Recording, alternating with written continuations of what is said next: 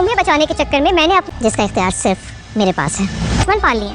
किसकी बात कर रही हैं? 1 साल हो गया है और मैं तुम्हारे आसिया फुप्पो की और किसकी? इसका मतलब है कि मुझे मोहब्बत करनी नहीं है। घर का सरबराह कमजोर होगा तो अब तक रूहान तुम्हारे पीछे था तो घर खत्म हो जाएगा। अगर अब तुम रूहान के पीछे यहाँ उस पर सवाल उठाए जा रहे हैं। अस्सलाम वालेकुम नाज़रीन, हया ड्रामे की नेक्स्ट एपिसोड में देखेंगे कि हया सोनिया को कहती है कि तुम्हारी मदद करते करते ना मैंने अपने दुश्मन पाल लिए हैं। तो सोनिया कैसे कहती है किसकी बात कर रही हैं आप? तो हया कहती है आसिया फूफो की। पता हो मेरे बारे में क्या कह रही थी? वो कह रही थी कि इस घर में फसाद मचाने वाली जो कुछ हो रहा है उसके पीछे मैं हूँ।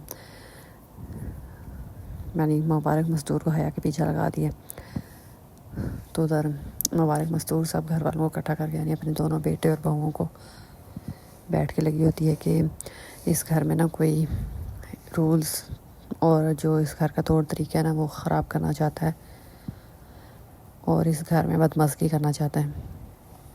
और जिस घर का सरबराह उस पर उंगलियां उठाई जा रही हैं, जब उस सरबराह पे उंगलियां उठाई जाएंगी तो ये घर बिखर के रह जाएगा और ये मैं बिल्कुल नहीं चाहती। इसलिए जो हो रहा है वो ठीक नहीं हो रहा। उधर जब से आसिया बता के गई है यानी मुबारक मस्तूर को कि इस घर में जो भी साजिश हो रही जो कुछ कर रहा है उसके पीछे हया है, तो मुबारक मस्तूर के दिल में हया के लिए बाल आ गया। मतलब वो भी हया को डाउट करने लगी है। तो हया को ऐसे लग रहा है कि जो कुछ उसने किया अब तक उस सब पे पानी फिर गया, उसकी सारी मेहनत ज़ाया हो गई। और उसको लगता है इरम उस पर हंस रही होती है, सोच रही होती है कि इरम उसे कह रही है कि इरम को रुस्वा करके भी उसके हाथ कुछ नहीं आया, उल्टा वो खुद मुमानी जान के दिल से उतर गई है और इरम उनके करीब हो गई है।